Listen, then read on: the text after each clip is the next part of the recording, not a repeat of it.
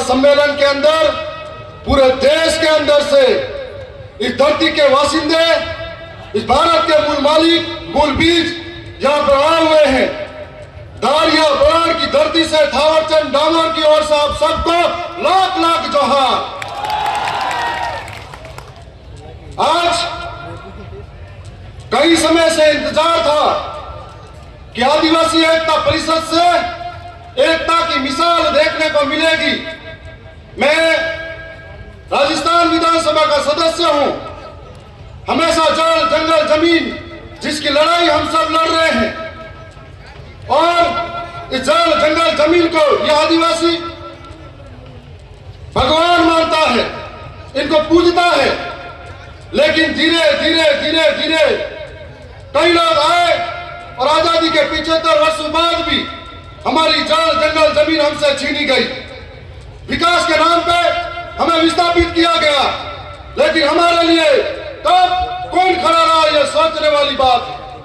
और आज हमारे लिए सबसे बड़ी सोचने वाली बात है कि लड़ाई को किस जगह जाकर लड़ा जाए कि जिससे हमारा जल जंगल और यह जमीन बचाई जाए। क्या यह लड़ाई सड़कों पे कब तक लड़ पाएंगे जिनके माध्यम से जल जंगल और जमीन बचाई जा सके।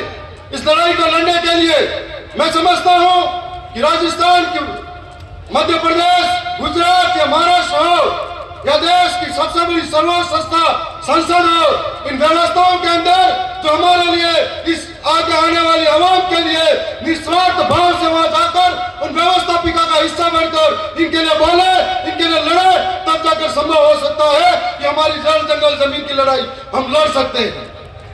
हमें सोचना पड़ेगा कि जब जब जल जंगल जमीन की बात आती है, पूरे 1 साल से पहले कितने लोग सड़कों पर लड़े, कितने लोग सदन में लड़े, तो कहते हैं कि आदिवासी एक होना चाहिए। हमें सोचना पड़ेगा कि जल जंगल जमीन की लड़ाई हो, कितने आदिवासी आज उस लड़ाई को लड़ते हुए जेलों में है और उनके लिए कितने लोग लड़े, कितने लोगों ने आवाज बुलंद की, यह भी हमको सोचना पड़ेगा।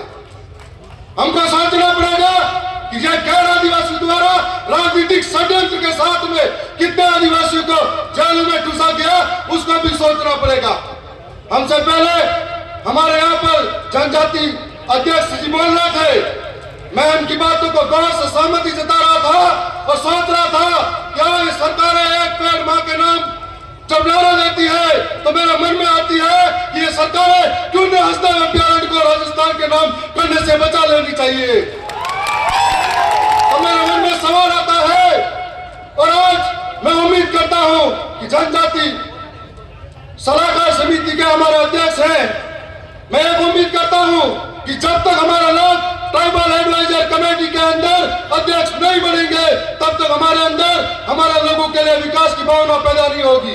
आज जो महाराष्ट्र, मध्य प्रदेश, गुजरात और राजस्थान का हिस्सा है, इनके अंदर ऐसे लोग जो ट्राइबल एडवाइजर काउंसिल के अंदर अध्यक्ष बन के बैठे हैं, जिनको मालूम नहीं है कि आदिवासियों की संस्कृति क्या है, इनकी परंपरा क्या है, इनके रीति रिवाज क्या है।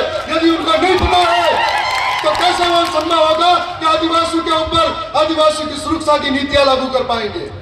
और ट्राइबल एडवाइजर कमेटी के साथ साथ ट्राइबल सब प्लान एरिया के अंदर जो करोड़ों का बजट आता है, यदि वो आदिवासियों के अंदर खर्च नहीं होगा तो कैसे संभव होगा आदिवासियों का कुपोषण रुकेगा, आदिवासियों का विस्थापन रुकेगा, आदिवासियों के जल जंगल जमीन रुकेंगे।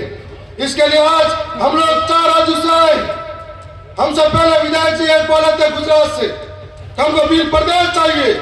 मैं भी कहता हूं यदि बिल प्रदेश होगा तो ऐसे जो रेस में दौड़ने वाले घोड़े नहीं, रेस में दौड़ने वाले घोड़े निकलेंगे, बारातों में नाचने वाले घोड़े नहीं निकलेंगे।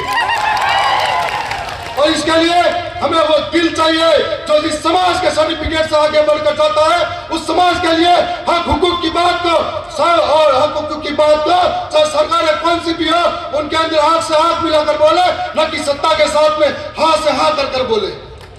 और ऐसे ही हमें सोचना पड़ेगा कि हमारी लड़ाई को अंत तक कौन ले जा सकता है। आज पिछले 1 साल के अंदर हमें दुख होता है कि कितने आदिवासी जेलों के अंदर हैं। आज हमारे यहाँ पर जो अध्यक्ष महोदय है, हम उनसे उम्मीद करते हैं कि जितने भी आदिवासी जेलों के अंदर है, जो राजनीतिक षड्यंत्र से हो, उन्हें बाहर निकालने का प्रयास किया जाए ताकि वो जंगल की लड़ाई, जमीन की लड़ाई लड़ सके। और उम्मीद करता हूँ कि 1931 के अंदर जो आदिवासियों को सेपरेट धर्म कॉलम कोड मिला था, जिसकी बात हम सुबह से कर रहे हैं कि हमारी संस्कृति अलग है, हमारी परंपरा अलग है, हमारी बोली भाषा अलग है। यदि 1931 के अंदर वो धर्म कॉलम कोड मिला था, 1961 में आकर हमारा बदल दिया गया, अब हमारी पहचान बिगड़ गई। इसलिए वो जातिगत धर्म कॉलम कोड आदिवासियों को सेपरेट पुनः मिलना चाहिए। इसका प्रयास भी आज इस मंच से होना चाहिए।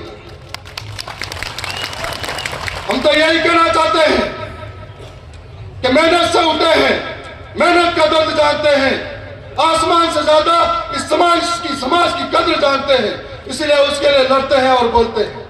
जब बात आती है मध्य प्रदेश के अंदर लड़ाई की, जब बात आती है गुजरात के अंदर आदिवासियों की, बात आती है देश के किसी कोने पर आदिवासियों की, जब बात आती है तो सरकारों के सामने ऐसे लड़ पड़ते हैं जैसे हमको लगता है कि हमारे शरीर के किसी हिस्से पर चोट पहुंचाई गई है, और आंख पे आंख मिलाकर बोलते हैं।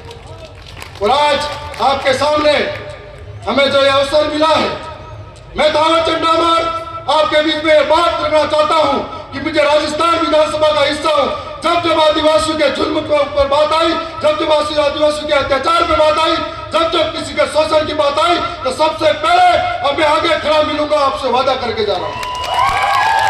जब राजस्थान की विधानसभा में राजस्थान की कोई सी भी सरकार हो, उससे आंख से आंख मिलाकर बात करने की बारी आई तो छाती ठोकर टेबल बजाकर आपके हक की बात करने के लिए तैयार करूंगा। मैं आपसे यही कहना चाहूंगा, हम बोलते हैं एक तीर एक कमान, आदिवासी एक समान, तो ये आदिवासी एक समान जब आदिवासियों की बारी आती है लड़ने की, तब क्यों बिखर जाते हैं, तब क्यों दुश्मनों के खेमों में नजर आते हैं। और ऐसा कहते हैं कि हम जल जंगल की लड़ाई लड़ते लड़ते अब कौन सी लड़ाई लड़ने लगे, और मध्य प्रदेश के अंदर तो ऐसा लगता है कि जल जंगल की लड़ाई लड़ते लड़ते वर्चस्व की लड़ाई लड़ने लगे हो।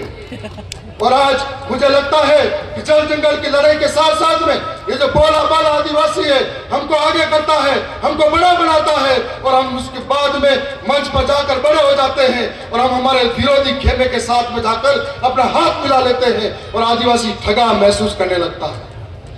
अब हमको ये सोचना पड़ेगा कि कौन हमारे सुख में काम आएगा, कौन हमारे दुख में लड़ेगा, कौन हमारे अधिकारों की बात करेगा, कौन हमारे लिए लड़ने के लिए तैयार खड़ा है, उसकी पहचान करनी पड़ेगी। आदिवासी बोलने से आदिवासी के अंदर वो भावना आने वाली बात नहीं। मैं पुनः बहुत बहुत धन्यवाद करता हूं। मैं कहना चाहूंगा कि आवाज अपनी दूर तरफ छोड़ जाऊंगा, खामोशी की बेमौत गवारा नहीं मुझे, शीशाओं में टूट भी गया तो अपनी खनक छोड़ जाऊंगा। धन्यवाद।